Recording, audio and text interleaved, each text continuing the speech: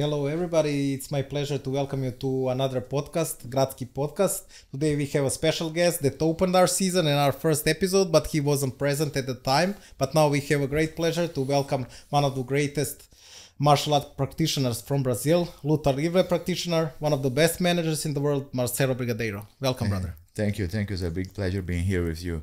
Welcome, brother. For the second time, or for the first time personally? Yeah. First time in And life. the pleasure is ours. Me and Boyan are very proud to have you here, brother. No, it's my pleasure. You can be sure of that, brother. Thank you. Brother, you're here 3 weeks. Did you change your opinion about Serbians in those 3 weeks behind us? No, I love Serbia. I always loved Serbia, and it's been a pleasure to be here once again. I think it's the fourth time I come. Yeah. Fourth or fifth, yeah. And it's always been really, really good to be here. Now it's a different experience, but very enjoyable, very, very nice. It's been really nice. And the weather is really nice. The weather is really nice, really nice. Yeah, it's a kind of a Brazilian summer now. Yeah. But we don't have ocean. Yeah, without the ocean. Makes it a little bit harder. But yeah, during the day it's very enjoyable. During the night, not so much. Oh yeah, I can imagine. So when a Brazilian guy says that, we know it's really hot now. Yeah, it's really, really hot, really hot. It's different because in my city, sometimes it's that hot, but we got a lot of wind. Yeah. So it helps a lot, yeah. Yeah, it helps. Here, not so much wind, so you just feel like you're in an oven. Just like in the oven. Yeah. But feel like a piece of meat being... Yeah, but better than snow, I believe. Yeah, but in Serbia, it looks nice when it's snowing. I mean, it looks nice, but it's very cold. So it depends. But you need to come in the winter also. Here is interesting. When you are boring of heat, then it's a little bit colder, then more colder in winter. In Brazil, all the time is hot all the time. Yeah. Like England's all the time cold. Yeah. So brother, what would you say about the experience? So you didn't change your opinion on Serbia, but what would you say about our project, like how everything is going with trainings, with the guys? How do guys feel in Serbia also? I think it's a great project. It's really, really a great idea to get like two. Although the teams are mixed, but two of the most respected MMA schools in the world, the Brazilian school and the Russian school, Dagestani school. I think it's going to be very interesting for whoever watches the show once it goes on TV to see the difference of methodology between both schools, the difference of mindset between the fighters of both teams. I'm very happy with the guys I have in my team. Some great talent over there. Some guys that I'm pretty sure gonna perform really well. I'm impressed with a couple guys specifically that I didn't expect to be so good and to improve so fast. But most of the guys are really dedicating themselves and really, really willing to put on a great show. I think the idea is awesome. The facility is amazing. It's my dream to have a facility like that in Brazil. Just the gym is amazing. Everything's super nice, and the fighters are enjoying because usually fighters got a second job, right? So they have to train and they have to work. Yeah. Here they are having the experience to just needing to train, rest. So they're enjoying to feel like athletes for the first time. And I'm enjoying to be part of this, to be part of a great project like this. Great. Do you have some guy you like the most from Serbia or countries around from your team? Not Brazilian. The guy who I don't like the Brazilians very much. Only Max. You love Max. Yeah, just Max. Just Max. I like what's his name? I always forgot his name. The young kid, the light one. Voya. He's amazing. This kid's amazing. He's the smallest one in the group. He trains harder than anybody. He's always smiling. Yeah. Always with a good energy. You can see on his eyes that he is really enjoying every minute. He's making the best of the experience. as harder the training goes, more he enjoys. Yeah. And just the kind of energy and the kind of attitude that every coach would love to have on the fighters, you know. Yeah. Never complains, always happy, always enjoying, always in a good mood, always improving. He's very skillful, learns really fast. And yeah, definitely I think he was a great surprise. Great surprise. Yeah, for me too.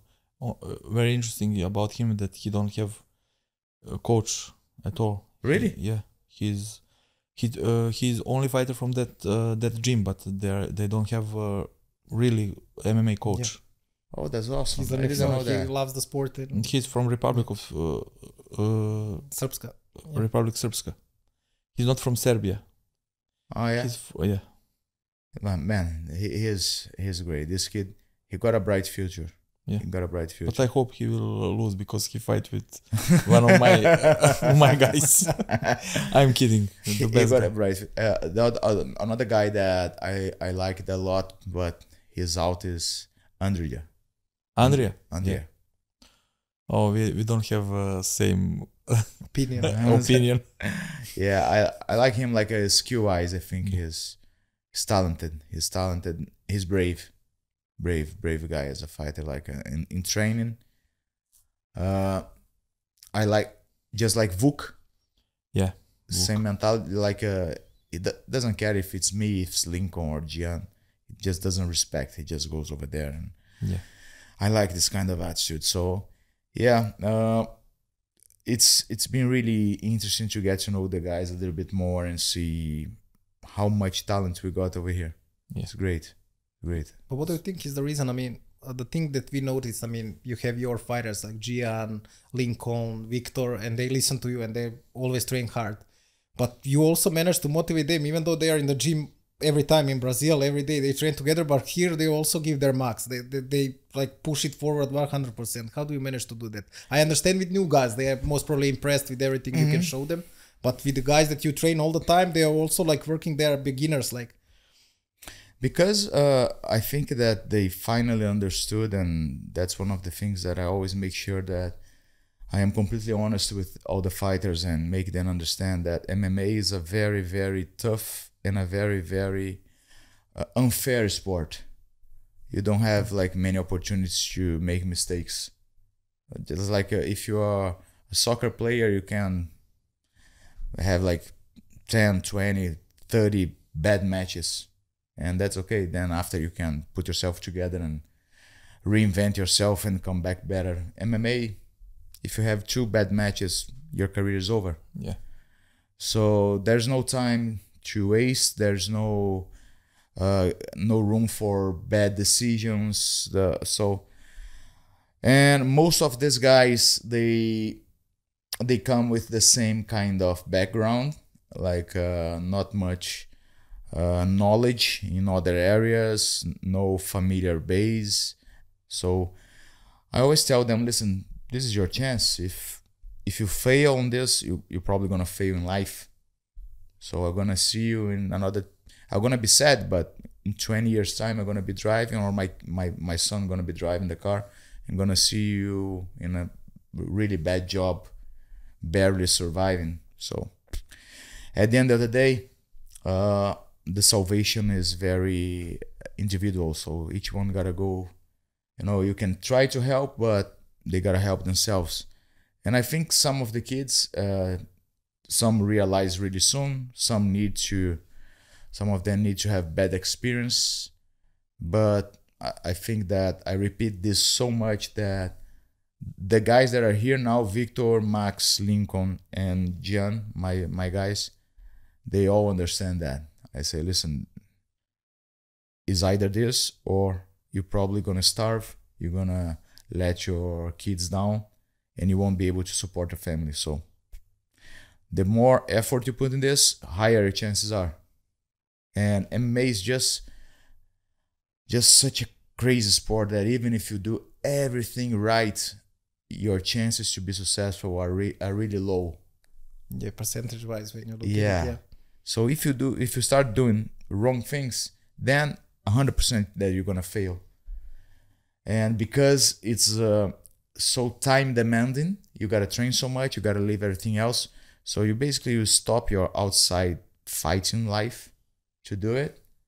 And when you fail, there's no room for you in regular life because you're already old, you already let other opportunities go. So if you fail in your career, you're gonna definitely fail in life. So I make the guys understand that, and that's why they push themselves, they are training so hard. There's no other way. There's no other way. I can tell them, no, listen, it's okay if you train like 2 sessions of 1 hour a day.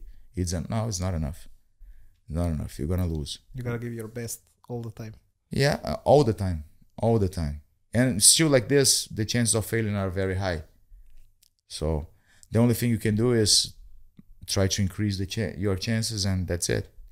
So that's why they are training so hard. That's why they are dedicating themselves, because they know that their family's future is in the line. So yeah.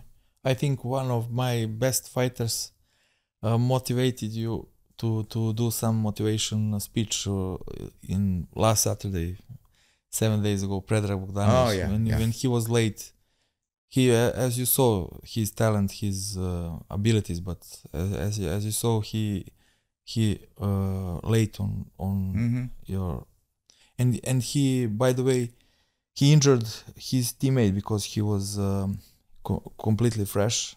He wrestled with one guy, Andrea, who was 1 hour and 30 minutes on hard training, and he injured him. Yeah. It's very dangerous sport, very dangerous. And yeah, Predrag is just crazy how talented this kid is. So if he knew where he could get, if he knew, because usually when we start any path on our lives, we start by the first step. We never know where this first step gonna take us. It's just impossible to know. Sometimes you start something without any higher goals or any highest expectations, and this small steps take you to great things in life. Yeah. And because we are already older, we are already more experienced, we are in this game for a long time, and we've seen kids coming and going. We can see how far Predrag could go. Yeah. We know. And it's frustrating when we don't see him putting so much effort as he will need to get there. Because talent is gonna take you up to some level. And when you get the guys that right now, while he's missing training because he's relying on the talent, there are hundreds or thousands of kids that are working their asses off in the gym, training 6-7 hours a day like crazy because they know they have no talent. Yeah. And the day that a kid like Predrag meets one of those kids, he's gonna lose. And the worst, he's gonna know that he lost to a guy who doesn't even have the same level of talent. Yeah. That's the worst defeat ever. That's super frustrating. Yeah, when you lose from someone who is worse than below you, worse than you. Because it was just up on me, Yeah. I have a couple of guys just exactly like Predrag. Usually, that's crazy. Usually, the most talented guys, they are also lazy. They are also not professional as they should be. They don't care about their careers as they should. I think because in the back of their minds, they know that they got so much talent, and they think that because they are immature as person, they believe that the talent's gonna make it work all the time. In the beginning, it makes works. Yeah. But as the competition, there are many different layers and levels in MMA. So every time you get successful on a level, you step to the level above, And once you get to a certain level, talent doesn't mean anything, because you're gonna meet many guys that are as talented or more talented than you, but they work hard. Yeah. And when you have someone with his kind of talent, and I don't know, let's say Vuk Yeah. attitude together, then you have like Habib or another superstar. Yeah. But it's really rare to find both in the same person. Yeah, very rare. Really rare. You know Glyco? Yeah. Glyco, super hard worker. Man, one of the most dedicated fighters I ever had in my gym. Absolutely no talent. No talent at all. Everything he does is weird, strange. Takes ages to learn anything new. Just a nightmare for any coach. But he's so dedicated, so talented that he was so successful in MMA.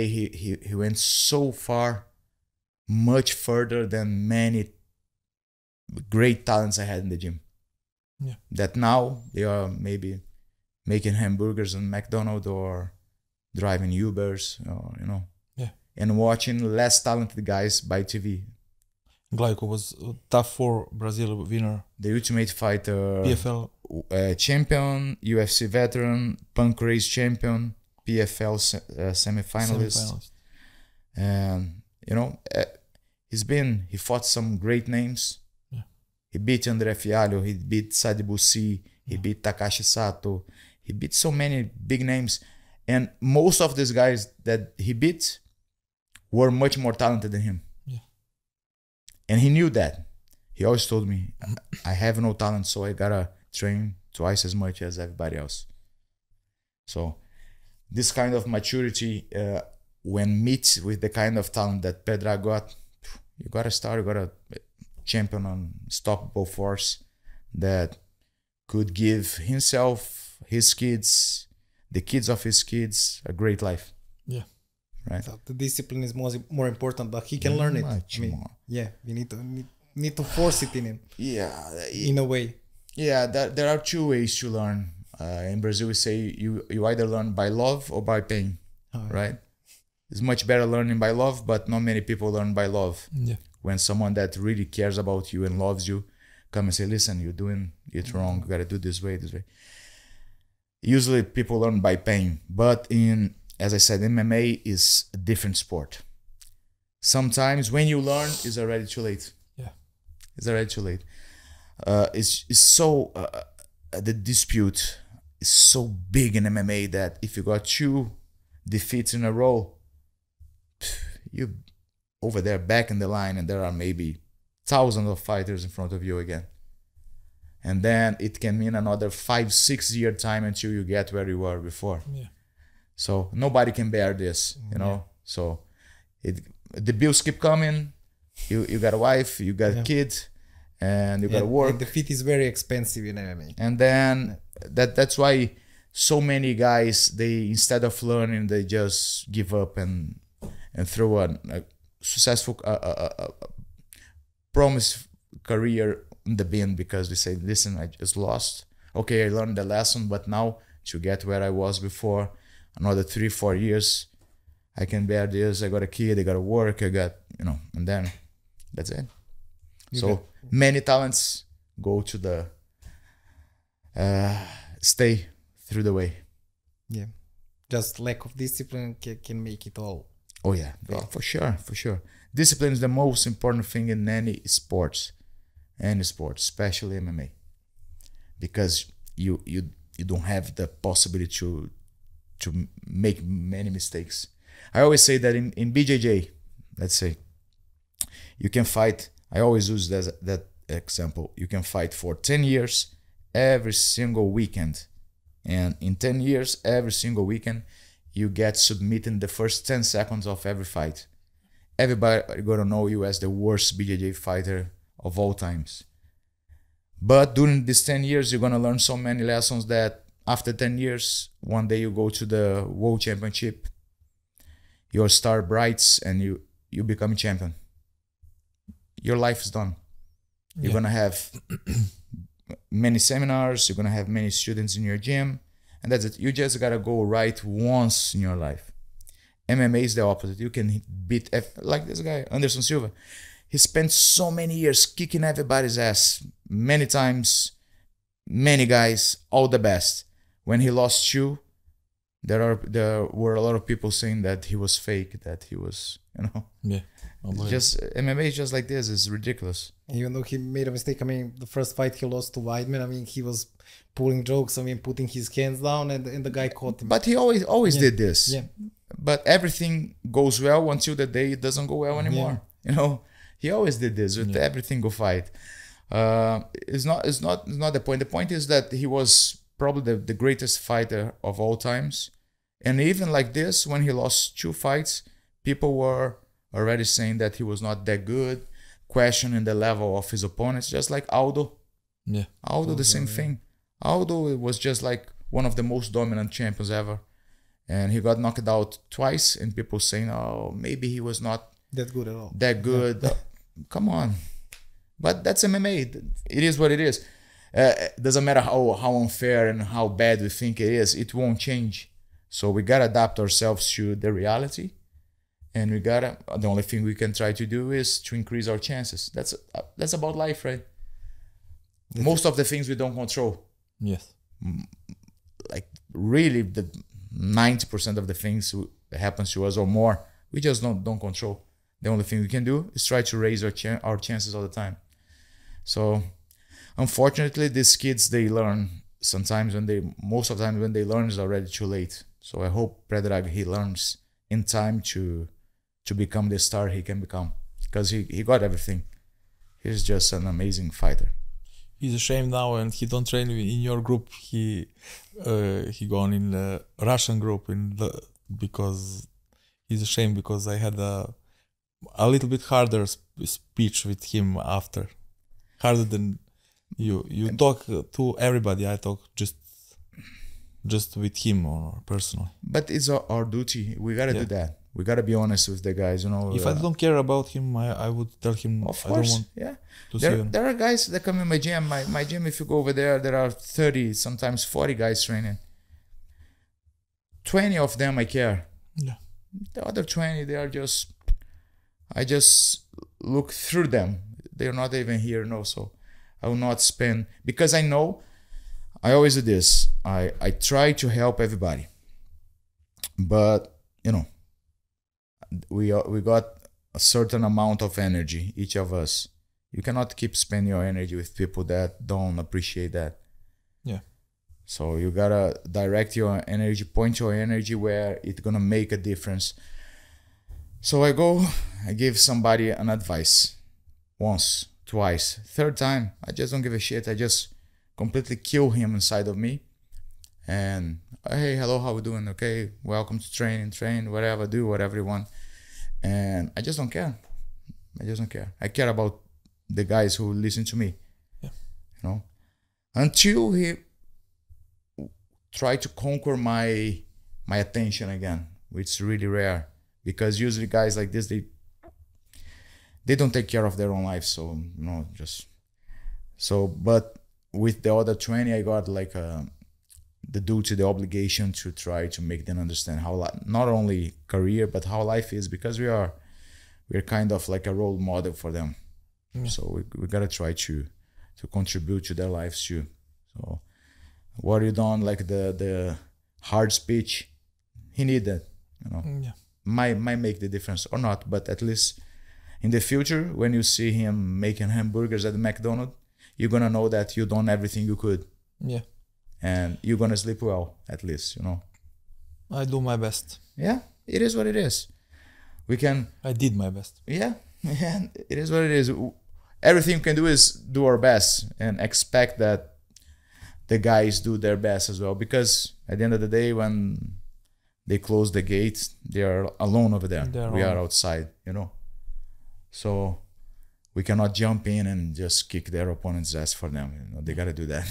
Yes. So yeah, let's hope that he understands the message and puts himself on the right track, because he's really talented. He's something different. Yeah, he's something different. Unbelievable kid. Crazy. And also, brother, you managed to find motivation for yourself now. There's a lot of things that expect you in the future. You are preparing. You are in best shape of your life. What is in front of you? Do you have some fights in plan or? Yeah, when I retired, when I stopped fighting, I went through a big depression for 2-3 years because I'm different from most of these kids. Like when Boyan the same, like when we started. I started in Luta Livre in 1994. So there wasn't even the smaller chance of making a living or making any money from fighting. No way, impossible, zero chances.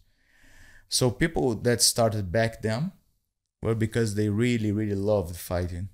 We really were passionate about it. So I got a kind of I think it's even bad, but it's kind of an addiction. I love Luta Livre so much. That's everything I have. It's through this. I got it through this. I met my girl in the gym. I have my kids because of Luta Livre. I have everything, my house, my car, everything because of Luta Livre. So my friends, everything. So I'm so passionate. I'm so addicted to this that when I stopped fighting, I didn't want to do anything else in life. I didn't want to live anymore. So I had very bad depression for 3 years. And then after this, I'm gonna make the transition, become a coach. Was very successful as a coach, but it was not enough for me, like as a motivation. But then I decided, like maybe a year ago, that I would like, although it's really hard for me because all the injuries and the limitations I have, I wanted to fight at least once more before I really retire, because I want my kids to see me fighting, to motivate them, to show them, listen, doesn't matter if somebody tell you that you cannot do something. If you really want and love this, you can do it. Just believe you can do it. So I'm looking to do one last fight, and I'm getting ready. It's not been easy to find an opponent. Like I had a couple fights like I adjusted and then they fell apart. Last one I was approached maybe 2 weeks ago to maybe have a boxing fight against Rogério Nogueira. Minotauro. Yeah. Lino Barros, who is one of the guys that trained with him, contacted me and said and asked if I would be interested in having this boxing fight with him in a show called Fight Music in Brazil. It's a show that put in like celebrities to fight and big names of martial arts to fight each other, and big names of martial arts to fight celebrities, and celebrities to fight celebrities. Oh, yeah. It's kind of what they're doing with Logan Paul in the US. Yeah. So he asked me and said, yeah, man, it would be a great honor, because I think Rogério is not only a great fighter, but he's a really nice guy as well. Him and Rodrigo, both amazing guys. Like I really respect both of them, and said it would be a great honor for me to have my one last fight against legend. Oh yeah, of course, man. It doesn't matter the outcome. I would be happy anyways. So I'm hoping that this all goes well, and then this fight can happen. But anyways, I'm keeping myself ready. I'm preparing. And this has been nice because after I start dieting well, training good, and doing everything, I see that the ones around me are also excited to do this. And a lot of people that follow me on Instagram, on YouTube, I get like dozens of messages every day. People say, hey man, I'm just following you and see how hard you're training. I never trained before, but I got so excited that I just went to the gym and started training, just lost 10 kilos, and I'm feeling great. My wife, I feel that she loves me again, and man, just saved my life just by an example. My kids, my boy used to just like eating McDonald's, Nutella, biscuits, just junk food. Now he asks for grilled chicken and rice, salad, because that's what I eat now. Yeah, he wants to be so yeah. So I realized that you can cause a huge impact in a lot of lives just by doing what's good for you. Leading by example. Yeah. So I'm enjoying the process. I'm enjoying again the process. Even the kids, Max, Gian, Lincoln, they come to me and say, "Oh, Master, you're strong now. You're flying." I said, "Yeah, man, I can kick your asses still." And they are all excited. You know, the mood gets better, and I'm feeling good again. After a long time, I'm feeling good again. I will tell you something now, like MMA promoter, not like your friend. I would be more happy if you choose a fight. I think it would be perfect fight. Marcelo Garcia, Marcelo Brigadeiro. Oh yeah, that Submission only fight. Yeah. Then I will tell one thing. My biggest dream in my life always been fighting Marcelo, you know? Yeah. Because I'm kind of, it's not like arrogant. It's just like, I'm not arrogant at all. But I know that I'm good. And I've been around the world. I've been in 42 countries already teaching, always teaching Luta Livre seminars. And I trained with all big names that you can imagine, many great guys. So I know I'm good. But there is one guy that I higher than myself. That's Marcelo Garcia. I always said, man, this guy is just amazing. I look up to him. And I always wanted to fight him, always. There was one day that there was one... Actually, I already beat him, but by... How do you call it? Not disqualification, when the opponent doesn't show up. Oh, really? Yeah. There was a big submission tournament in Rio. It was called Submission de Campos, the name. I don't remember if it was Submission de Campos or Farol da Barra, just close. And first match was me against Marcelo Garcia, and I was all excited and everything. And he was supposed to go driving from São Paulo to Rio, and he had a car accident, and he couldn't make it. So I would love to fight. But you him. won. You won. Yeah, Marcelo, suck it. And I would love. I just think he's amazing. I just like really. I really look up to him. I admire him, and it would be like a really dream coming true, being able to fight him. Not only because he's a great fighter, but I see him as different from everybody else. Not only as a fighter, but his posture, his polite, his like a samurai, you know. Yeah. I think he's the kind of representatives we need in the fight game, you know. Yes. Yeah, that's exactly the impression Boyan got when he trained with him. He had a chance last year to train with Marcelo Garcia, and he was really impressed, like how nice of a person he is, a great athlete and everything. He's an amazing guy. You know, in my opinion, the best grappler ever. You know, there's nobody else can compare to him, in my opinion. And I would love in SBC. Yeah, Marcelo was Marcelo. Marcelo, we know who would win. Marcelo would win for sure. I don't know. Do you remember? It was maybe 4 or 5 years ago. I was in New York, and I asked you where to go to train, to Renzo Gracie or Marcelo Garcia, and you told me that I will never forget it. And you told me Marcelo Garcia is expression on how you say genius.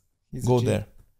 And I was there first time then, and now a couple of months ago, I trained with both, and I think that I would know results if we match two of you, but I will not tell you. Let's try to make it happen. Let's try to make it happen. He's amazing. He's an amazing guy, amazing athlete. It's just amazing guy. I have only great words to say about him, and would be a great dream to fight him one day. Would be like 20 years dream coming true. We hope he's gonna materialize. So yeah, I hope he got as many injuries as I have. To be more fair. I think yes. I think he operates his hips and his knees, really? but he's in great shape. I think that he lives in Queens, but he come on every training by his bike, and he is on every session there, gi or no gi, and very similar for both of you. The same thing with both of you is authority you have on your students. back there in New York in his gym, and here or anywhere else when you are in gym with your guys. Every student of you looks on you like a big authority. Yeah, everybody says this, and you know what's crazy? I don't make any effort for this. Like, I don't make like in Brazil usually especially the guys who started when I started like ages ago. The masters at that time used to run everything by fear, you know. Yeah. People used to be scared of the masters and everything. And in Brazil still have this. And I never liked that. Because my master always been so nice. Yeah. He's a lovely guy. So I never want to be that way. And I never ever I don't think I ever disrespected any of my students. Never. Up to now, I had to send 3 guys away from the gym. Only. All 3 guys in a very nice way. Sit here. Man, it's not working anymore for me. You knew you couldn't do that, so from now on, you're not part of the gym anymore. Okay. I never shout, I never disrespect, nothing. And I think that's why they respect me, you know.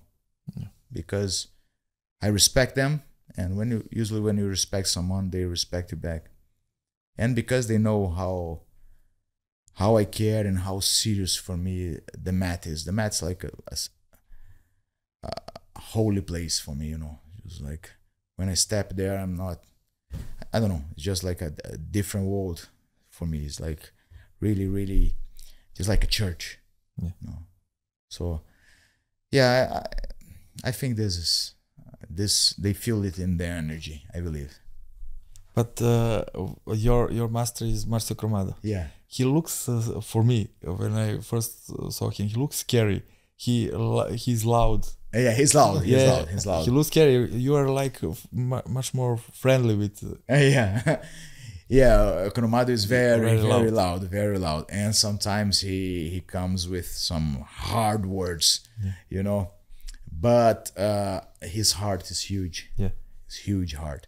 Sometimes if he's too hard on you, he cries. You know, yeah. I've seen this before. You know, he goes hard on someone and he feels much more than the guy who he went hard on, because he just got a huge heart. And I think he's one of the nicest guys in martial arts I've ever met. And of course, he got a huge influence in what I am. Like everything I am is because of him. And I think I tried to get all the best from him, and the parts that I didn't agree or didn't like that much, I was able to, you know, to not reply. Yeah. I think so. But he got the same kind of authority. You know, people look up to him, and just because his posture, his love, his passion. I think passion. Yeah, passion is the key. I think that's what people feel, you know, is the difference. Because a lot of people do this, teach martial arts because of money, because of ego, because of many different things. Because want to feel power, maybe never felt powerful in anything in life, and once get a black belt around the waist, they feel very powerful. But some people do this only by passion, you know. That's where I think that me, my master, Marcelo, that's where we meet, I think. Yeah. I think. Yeah, I would like in some near future to have Cromado in Serbia. Maybe 2 of you together to be here. Oh, yeah, he's perfect. He got a great energy. Yeah. You know, great energy. No, but it's amazing when you speak about him, that kind of respect. I mean, you can feel it in every word when you speak about him. It's so honest. I mean, how much you respect him and how high you hold him, which is really one of the things that I value most in my life is gratitude. I think gratitude is one of the main characteristics any real man shows, you know. anybody who is not grateful for life, for opportunities other people gave them, it's not worth. I don't trust in anybody who doesn't show gratitude. I think they are scumbags. Yes. So I am very grateful for my master, very grateful, because everything I have is because of martial arts, and if I am martial arts, it's because of him. And that's why my son calls him grandpa. Oh. You know, yeah, he calls him grandpa, and I always say now I am like a really high recognized as a coach, as a manager, and that's how I make money. That's how I support my family. But if my master calls me now and say, "Listen, I want you to quit everything," I will quit at the same moment, because I feel that if I'm doing this, it's because of him. So yeah, right now, what we're gonna do, I don't know. But he told me to quit. I'm gonna quit right now. I hope he don't listen. I hope the same. Please don't do that. But that's the kind of respect I got for him. It's like it's crazy, and I feel proud of being like this, because it's really more and more rare to see this. You know, nowadays everybody makes everything for money, and people that usually go, especially when you're well succeeded, people comes around you just to take a piece of you. Everybody that comes around you, they want something from you. They want a piece of you. So this makes me value more and more the gratitude, the loyalty, all this. I feel that I'm special being led by this, you know.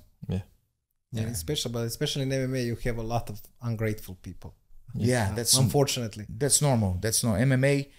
Man, MMA, you know, that's funny, because people intend to think that MMA, it's like, MMA fighter, so the guy is like a samurai. It comes from martial arts, all the principles, honor, respect. No, forget about it.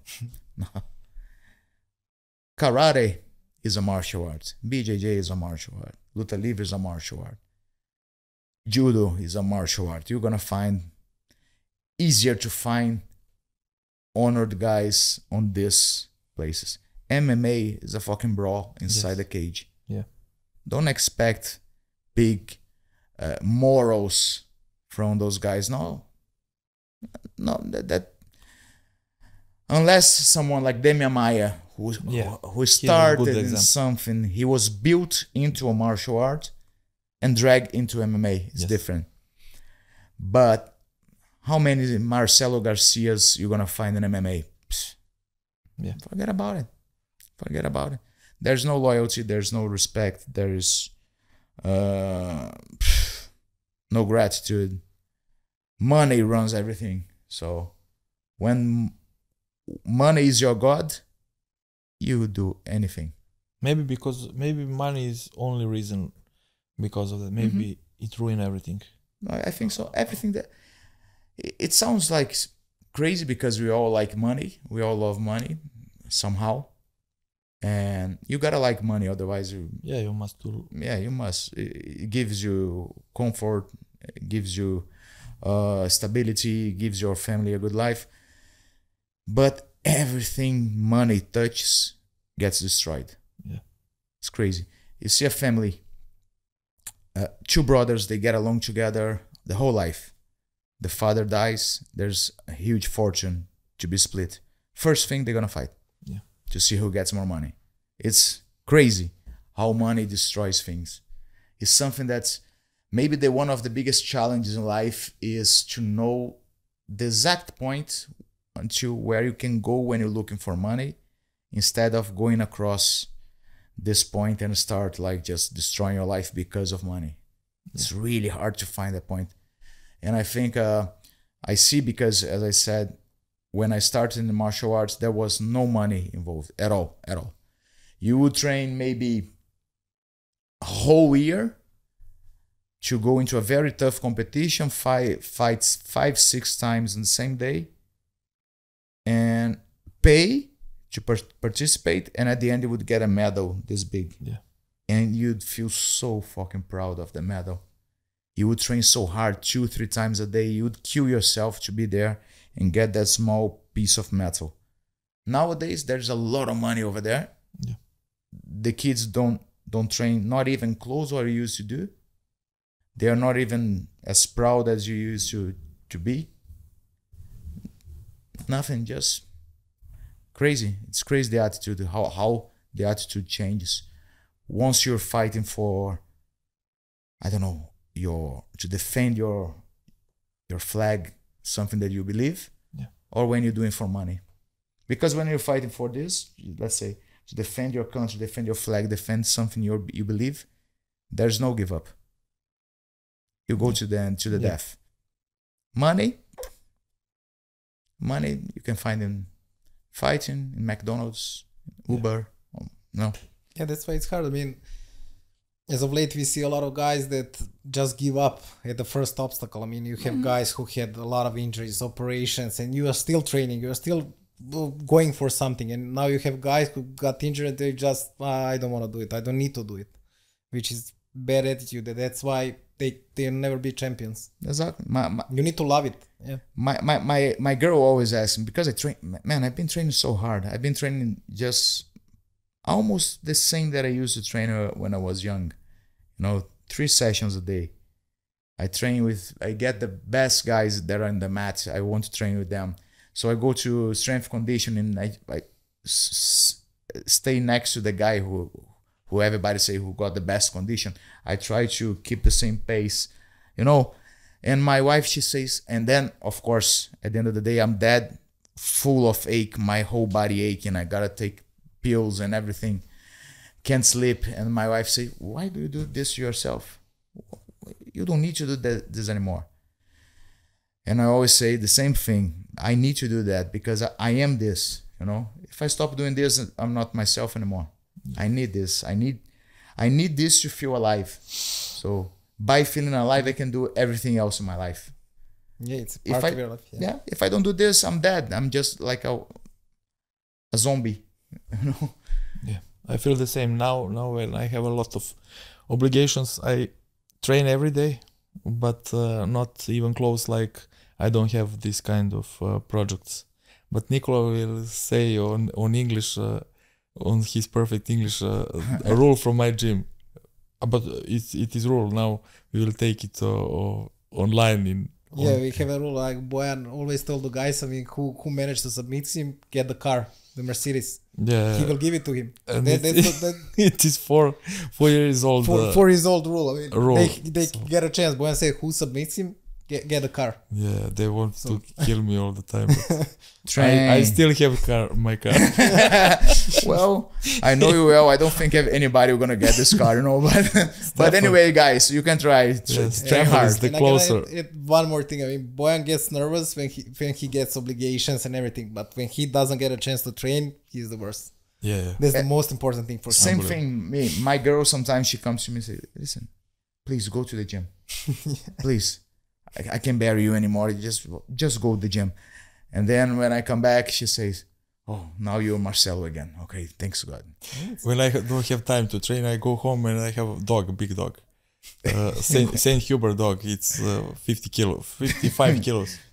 And I take him on leash and go to walk 25-30 kilometers. And when we go back, I carry him. The dog is tired. That's why I have strong arms, because I carry my dog. And you know what's crazy? And this kind of thing we feel inside is just impossible to explain to regular people. Yes. They might listen, they might understand, but they will never really get how deep that is. How they probably gonna say, "Oh, these guys are fucking retarded," because why would you do that if you don't have? Or they think that we are a liars. Yeah. I used to go to a therapist, and even the therapist, who is a professional trained for that, he couldn't understand. He would say, "No, you're just trying to punish yourself," and yeah, I am okay, but I enjoy it, you know. No, you think you enjoy it. No, I really enjoy it. I swear, I know I'm punishing myself. At the end of the day, I'm broke, I'm dead, I'm done. But I enjoy the process of punishing myself, you know. That's love. Love hurts. They it's just impossible to understand. I just can't dissociate my life from fighting, from luta livre, from the mat. I just can't. It's just like if I try to do, because this guy, this therapist, he tried to convince me that, okay, it's time for you to move on. Okay, you're getting old, you're not getting any younger, your body is into pieces, you can barely walk without taking painkillers. Man, you gotta find another passion, you gotta move on. And I said, yeah, I would love to find another passion, but I didn't. I even got a list once and started writing, like, I literally went on Google and put the best hobbies somebody can have. And there was like a huge list. And then I copied everything. And then I went to my room and said, no, this shit. No, I don't like that. No. And I didn't want to do anything else. And I told him, man, I can't find another passion. No, I got to keep doing this. I know it will come to a point that I won't even be able to get out the bed. But until there, I got to do it. Because he said, okay, just take this. What they say? Just take this character of the fighter, leave it, and move on, as Marcelo said. Okay. But I feel if I do this, there's nothing left for me to move on. I feel the same. Because the way I do different. Usually people get their life experience and everything and drag into their fighting career or whatever. Because I started so young and all my experiences in life were during my career, the time that I was trained and I was in the gym for hours and hours in a day. I got the fighting style and put into my life. So everything I see through the eyes of a martial artist. My relationship with my wife, my relationship with my kids, my business relation, everything. I'm always a martial artist over there. So if I kill this guy, I'm nobody. Yeah, I feel the same. It's crazy. I put this kind of thinking in for business, for everything, I think, like, I don't like to give up in role, in some luta role. It's the same. I think that I told you about some problems a few days ago. I think that 1,000 people, from 1,000 people, just one guy, crazy guy, will not give up from a problem like this. But I think that got the good part, of course, and the horrible part that we are always competing against ourselves. Yeah. Makes us exhausted. I'm always exhausted because I'm competing against myself. Like I really punish myself because I'm not a competitor anymore, but I'm always trying to compete against myself to improve my numbers, to get better, and then my wife comes and say, what the fuck are you doing this? Yeah. You don't need that anymore. Just go enjoy yourself. Don't be so, okay, I'm gonna go and enjoy myself. And then I go with one of the kids, train with him, and then he goes there and, you're trying to test me. And then the next minute we are just trying to kill each other over there. And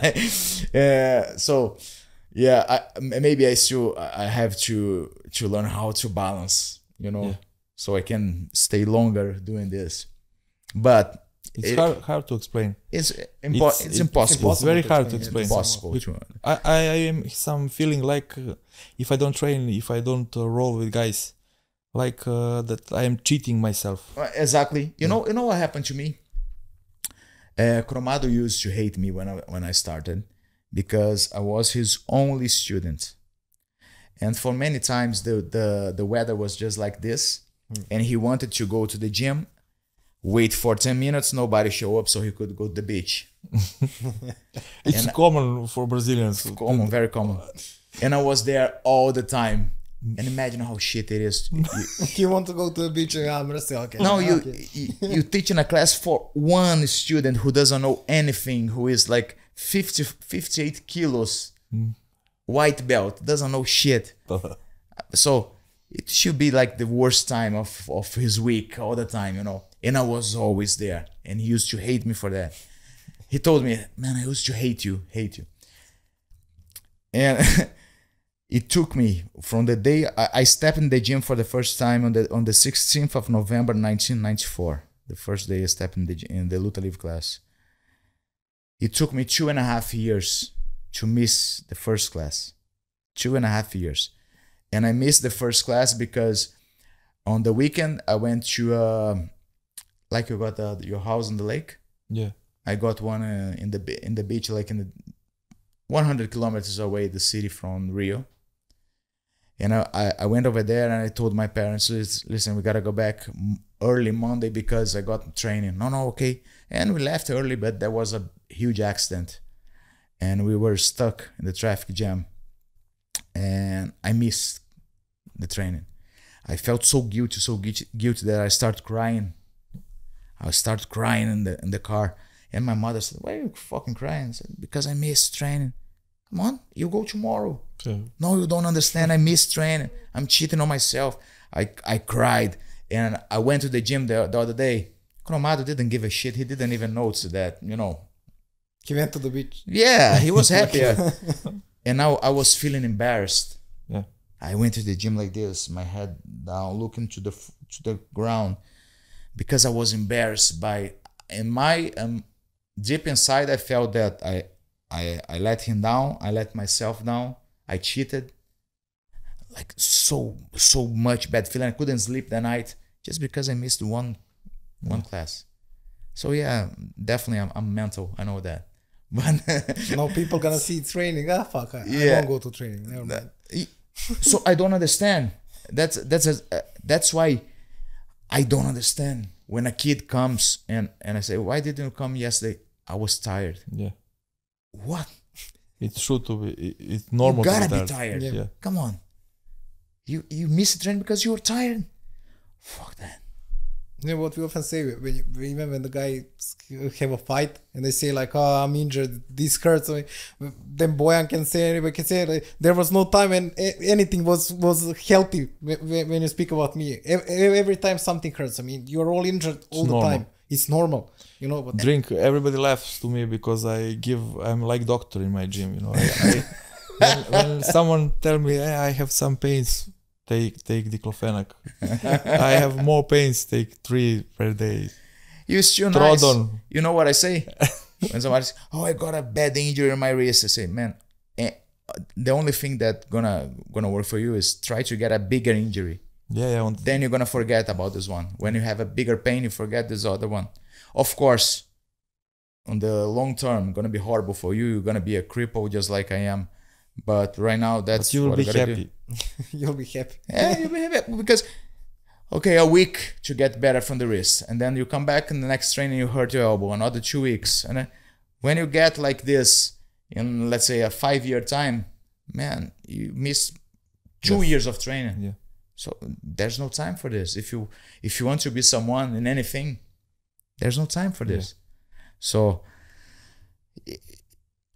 we're definitely mental. You know, yeah, but it is what it is. This kind of mentality make me be probably the only Brazilian who hates soccer. Yeah, I hate soccer because I just can't respect soccer players. They're such a big money and they don't deserve this. They come like they get like somebody hit the knee over here. They fall. They roll like fucking worms. And they stand up and they say, and then they ask to be replaced because one knee in the thigh, and then you read in the newspaper that he's gonna be out for 2 weeks. Yeah. Because one knee over here. Yeah. With all the best doctors, physiotherapists in the world, I just can't respect them. But my kid is different. He plays soccer. He's six and a half. he's different. You know. A killer. Yeah, killer, real killer. I hope he will earn millions to give me money because I have a lot of that. You know, and I had this conversation because I know a couple of soccer players, and you know, and I just tell them, listen, I just don't respect you. I like you, you're a nice guy, but I can respect you.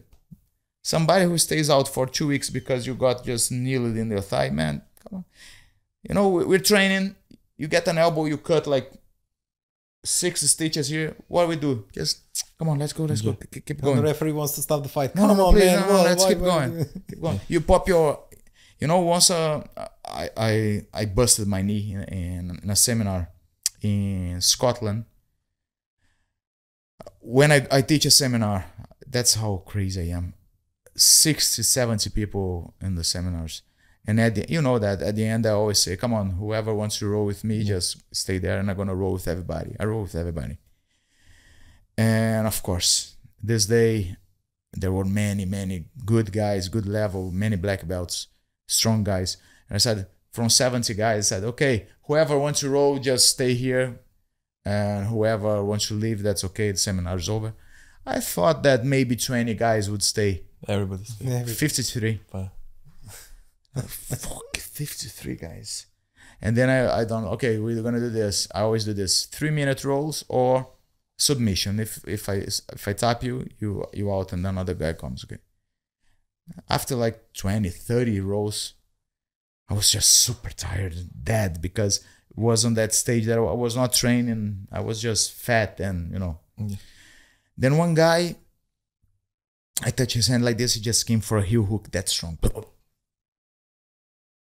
I started escaping, and I just felt, my knee went out like this. And I knew it was bad. I knew I would need a surgery because I had it before. So my ACL and my collateral and my meniscus were gone. And he was like this. Oh, sorry. I said, it's okay, just 1 minute. I moved a little bit. It started swelling. And I said, okay, back. Let's go. Let's finish. I rolled him, rolled another 10 rolls. And then after, they had to help me to go to the toilet so I could take a shower because I couldn't walk. But I had another. And I done this a couple of times. So it's hard to respect someone that, you know. Yeah. Who quits? Who quits, yeah, no, man. Sorry, the soccer players, but I can respect you guys. So. Yeah, my Andre will be. Maybe I'm gonna cheer for his team. Yeah. It's gonna be the first team I'm gonna cheer for. Yeah, yeah, but he doesn't train only soccer. He trains everything. Everything. And he likes to stay after practice. Even when coach gets tired, he wants to train more. But I believe this is the best way for children. First, you make them an athlete.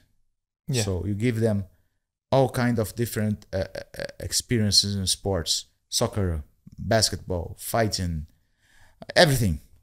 After they build all the qualities, the physical qualities, athletic qualities, then he picks the sport he wants.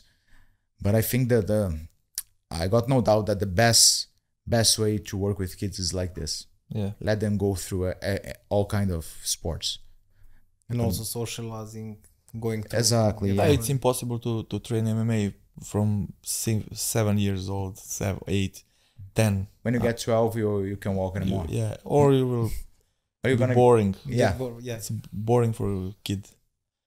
That is. I think that MMA is even is good only for guys over 15 years. 15. I agree. It don't have sense if you are younger. No. Maybe the perfect sport would be luta libre, judo, BJJ as a base. No wrestling. Doubt. No doubt. You know what I think? In my idea, the best combination would be capoeira. Capoeira. Yeah. Look how famous MMA fighters are trained capoeira before. Capoeira and wrestling when they're young, or judo. Yeah. And then after you put or luta livre or BJJ, and then you put some striking art like boxing or Thai boxing or whatever. I think that's Americans. They usually do like a gymnast for everybody, guys, girls, boys, girls, everything. And then after, usually the boys go to wrestling, but every wrestler is a gymnast. That's why they're so athletic. Yeah, you know. So I think that's the best way to work with kids. Yeah. When you mentioned Americans and America, what is your opinion about how they steal your sport, my sport? Eddie Bravo, John Danaher. What is your opinion about? I think they were very intelligent. They're very intelligent. Very, very intelligent. Doesn't matter. At the end of the day, doesn't matter who creates anything. What matters is the one who is able to hold the authority over it. You know. Usually the creators, you were saying about this guy, right? Yeah, Mihajlović. Yep. That he created the technology of the long distance calls and sold it. Yeah. And probably not many people know about him, but everybody knows about who made it popular. Yeah. You know what I mean? Yeah. So if you're not, usually the creators, they are not the ones who gonna have the rewards by its creation. It's the ones who are gonna sell it, who are gonna make it look nice, you know, who are gonna make it popular. And I think Americans are really good in doing this. Yeah, they are best. Yeah, and Brazilians are very bad in doing this. Yeah. We Brazilians, we are very creative. We are really good in creating things, but we are not professional enough.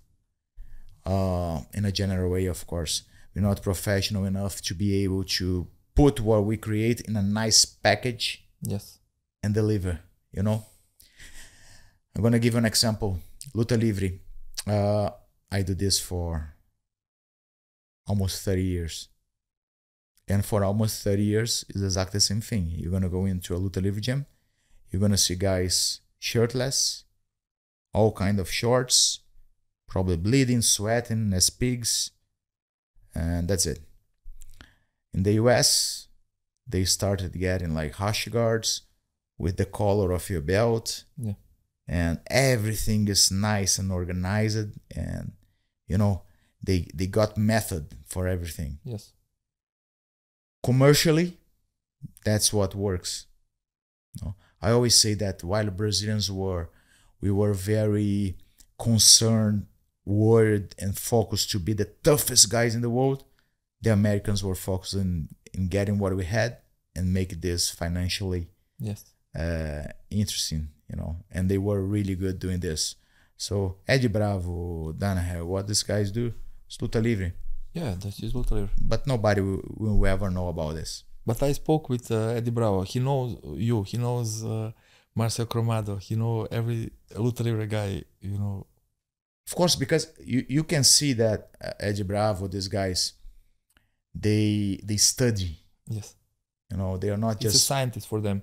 For you, Brazilian, not just personally for you, but it's normal to do, you know. Mm-hmm. You don't make science from luta livre.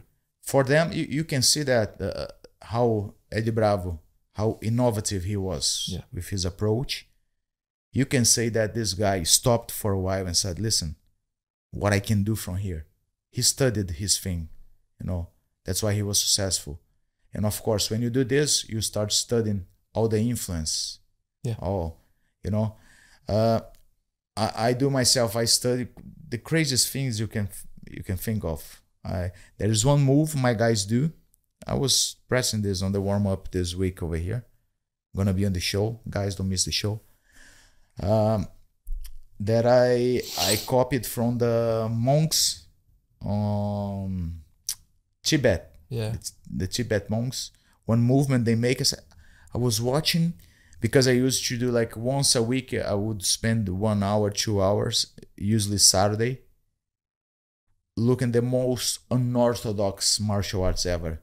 because I thought the MMA was too much on a standard of boxing, BJJ, and wrestling. Boxing, or maybe Muay Thai, BJJ, and wrestling. That's it. Yeah. So I said, man, whoever starts doing something a little different, gonna be successful. And then I started studying from Senegalese wrestling. Yeah, you told me. We so spoke about them. all the crazy things you can imagine. Look, John Jones, his oblique kick, calf kicks. Exactly. Unorthodox stuff. Yeah. And then I was checking this training the monks on Tibet they do for whatever. And so, man, a lot of crap, but that move is good. Yeah. And then I implemented this on my class. So you can say that Eddie Bravo, Danaher, they do exactly the same thing. Yeah, they make science from the... I studied a lot of catch wrestling. But I would appreciate if they call this what they do luta libre. Oh yeah, but at the same time, listen, I can call what I teach, let's say, it's because of what I do for passion. Yeah. So I'm proud to say I teach luta libre, right?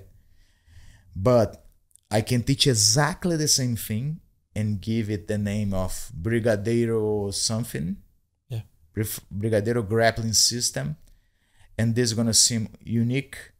If I say I'm teaching luta libre, the guy can learn from me, from you, from Cromado, okay? Yeah.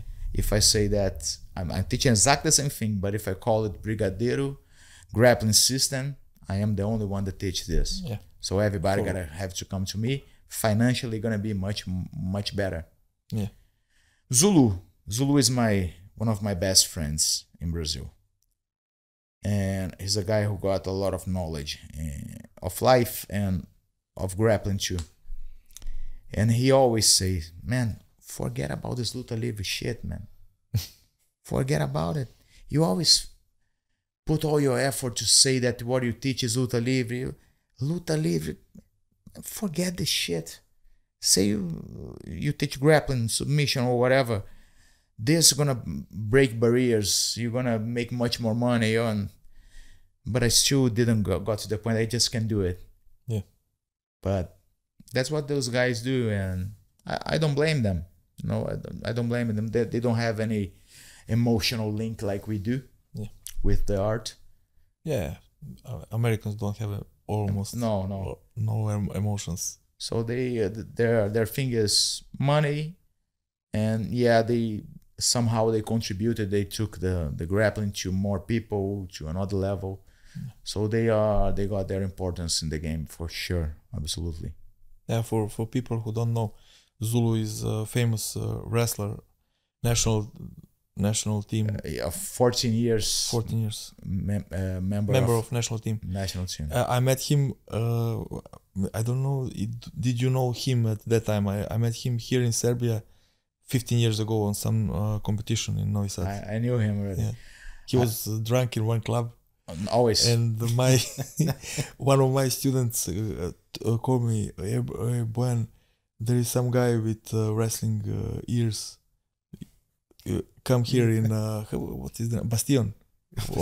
Famous club. Famous club in Novom Sadu. And I go there and took him in gym. He was drunk, but he was very good at that time. He was 14 years on the national squad. He's jiu-jitsu black belt and luta libre black belt. No, luta libre black belt and wrestler. 14 years on the national squad. And every year you gotta go through qualifiers to be part of the squad, where you fight the best ones in Brazil. The last 5 years he competed completely drunk.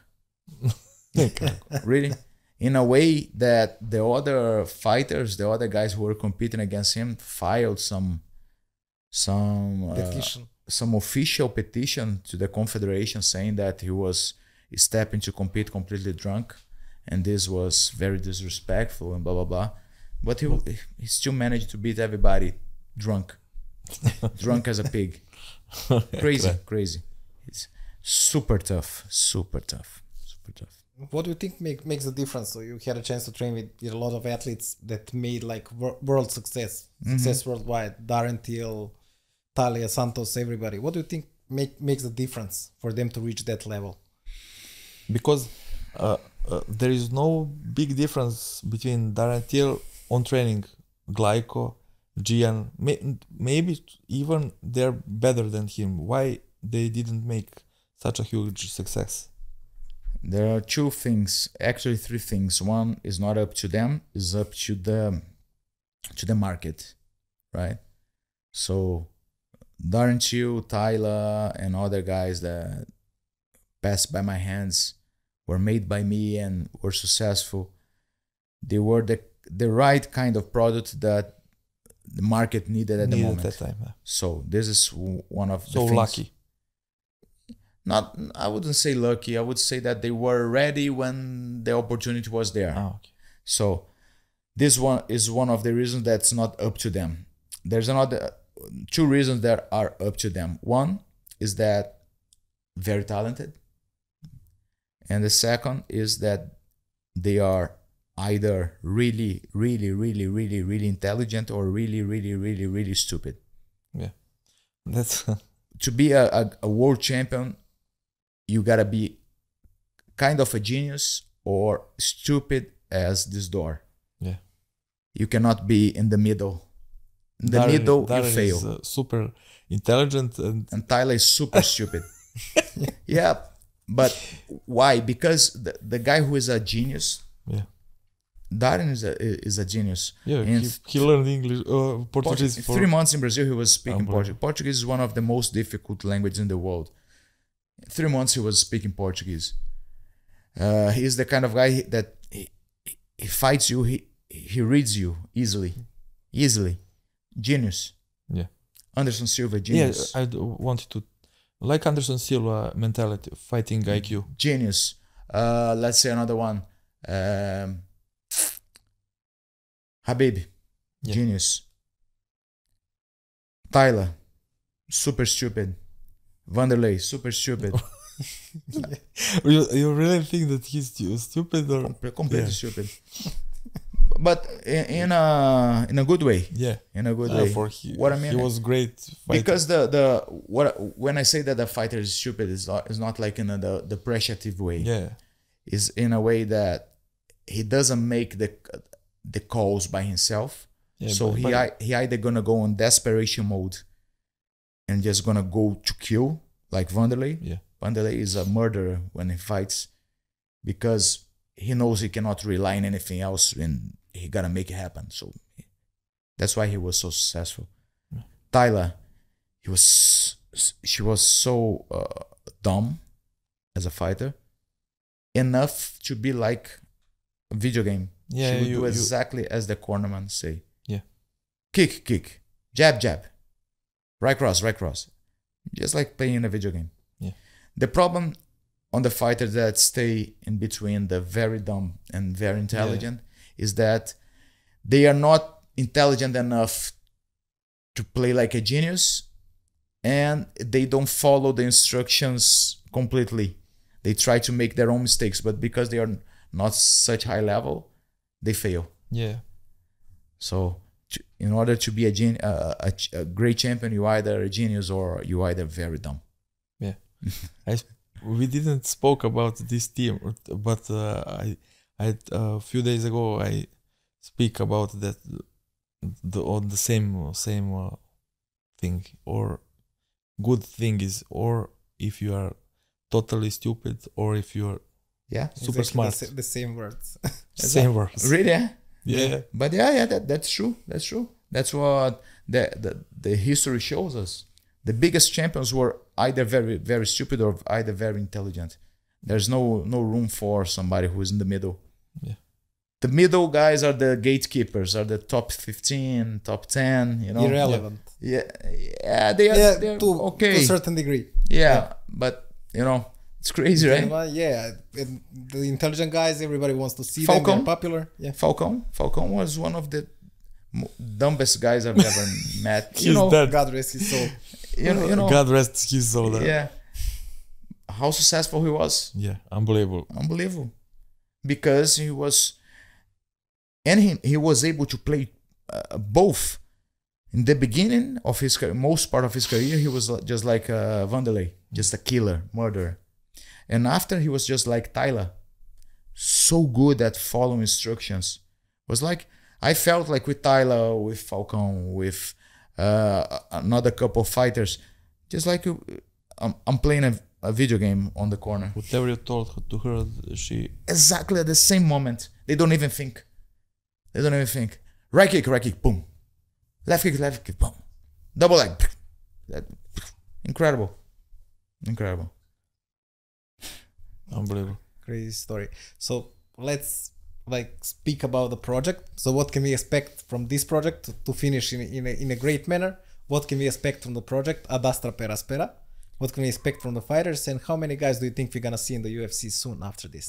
From this project. From this project. Man, I think you can expect a great program. There's so much nice footage that the cameras are recording. So much happening since a brawl outside the gym, training, guys suffering. It's just been like really nice. I believe the fight's gonna be really entertaining. Gonna be really good because we had the fight between the brawl between both teams. So there's some bad blood. The guys, they want to hurt the opponents. They don't want just to win. They want to kill. Extra motivation. Yeah, extra motivation. Yeah. And we got some very skillful fighters in both teams. So it's going to be very interesting, I think. I think this project can be something really big, because the Ultimate Fighter, it's owned by one promotion, which kind of limits where the fighters can go, right? Ad Astra Per Aspera, these guys can go anywhere. So I think this can be really big. And from this edition, I see maybe 3-4 guys that can end up being the UFC. We would be very happy with that. I'm sure that many of the guys possess the quality, so it all depends how they're gonna go when the fights take place. Yeah, it's an amazing idea and an amazing project.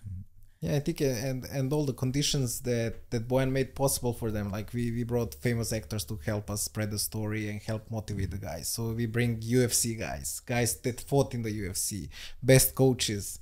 We bring everything to them. So I think they can only advance, and I think that we're gonna see the best show ever. Yeah, it's gonna be amazing. It's gonna be amazing, and I think it's gonna be a big build up for SBC, for the big edition of SBC in September. Yeah, for 9th September. I'm so ashamed of my fighters from my gym. We mentioned them. Andrea, he gave up. Tomislav, he gave up. And I'm so proud of other guys from friendly gyms, from Croatia, from Bosnia. They are still here. They train as hard as your guys who are professionals for years. I'm so proud of them, and that is good example that maybe I made some mistakes in past. Maybe they're, I don't know, I take care of them too much. Spoiled. I spoil them. Yeah. But I'm ashamed. One more thing about my people here during this show, because I think that every coach from every gym should be on your classes, and they could learn for no money. No money can buy that, but they don't need to pay nothing. Just they could learn a lot of things from you. Not just techniques, MMA drills, techniques, but your attitude, your authority, how you involved all these things in your fighters. So maybe they will have happy in future with some other coaches we will bring, but for now I'm so ashamed because this situation about they missed great opportunity. Missed great. Just a few of them was here, or some of them send their students, but it's we do something wrong here, and I don't know how to change situation, you know, because I'm not alone. This is my country. This is my flag, you know. I'm not. I would like to MMA grow up, you know. Well, that's I must maybe to find someone else. I cannot do it by myself, you know. that's because this attitude that you are the most successful MMA personality in the country, in my opinion. What Serbia got nowadays in MMA is because of you. You know, not because of only what you've done as a fighter, as a coach, as a promoter, as a manager, but you keep MMA alive in Serbia. Maybe if those guys had your dedication, your professionalism, Serbia could become one of the main schools in the world as well, you know. Yeah. But it's up to them. My old grandfather used to say that you can get a thirsty horse, drag him to the lake, but you cannot make him drink the water. Yeah. So, but it is pity, you know. Time is going, you know. Yeah, wasting opportunity, wasting good chances. I mean, rare chances to have something like this at one place. I just like to mention we had friends from Hungary who came to train, and the guys tried to use every opportunity they had to learn from both teams, from you, every chance they got, and that's the attitude that everybody should take. I would love to have the opportunity to train with two of the most competitive and best schools in the world on the same time. Yes. Who can have this? Yeah. I would love. Imagine if in my city I had, let's say, a show like this with Dagestanis against Americans, and I could come and train with both teams. I would love to do that. Yeah. To see how each one works. What's the difference? What I could take from this, from that. I would love to do that, you know. Japanese against, I don't know, Chinese. Yeah. I would love to do that. But, you know, it's up to each one. Like, at the end of the day, the more you invest in knowledge, further you go in life. Some people are already satisfied with what they got. They have no ambition. Maybe they were not born to be big, to be special. Yeah, but they are involved in this, in our sport, you know. It will be good for Serbia, for everybody. Yeah. This show is not mine show. Like I always say, Serbian Battle Championship, it is not my event, you know. It's Serbian event, you know. Even we put in name of event Serbian, you know. Or they should not. Maybe someone. I know that a lot of people don't like me, but it is not about me. It's about sport, you know. You can come, you can watch Marcelo Brigadeiro, how he showed techniques. It is bad because a lot of people here, they don't have knowledge, and they show to their students some things that don't exist. It can be work, you know. I know how it is. They didn't compete in no sport, you know. No one. You know, Master Eugenio. Yeah, Eugenio. Master Eugenio. I was raised with one thing he always said, crazy. When I was young, I always remember he saying this: some guys are born to be world champions. Other guys are born to be the champions of their own blocks. Yeah. If they go across the street, nobody else will recognize them. Yeah.